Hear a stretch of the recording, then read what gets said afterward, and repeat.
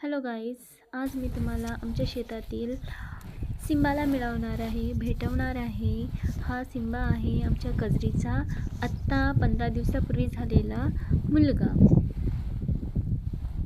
हे आहेत ते माझे मिस्टर आहेत आणि ते शेतामधून सोयाबीनची गुळी घेऊन शेडमध्ये टाकत आहेत. तर तो त्यांना कसा मदत करत आहे, त्यांच्या मागे मागे फिरत आहे आणि खूप खूप त्यांच्या मागे धावत आहे.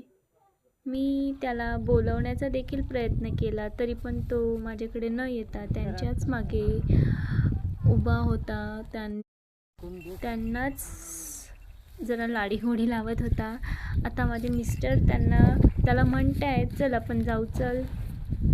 मी कितीही बोलवतो तरी येत नाही तो. आता माझ्या मिस्टरांच्या मागे कसं धावत जाईल,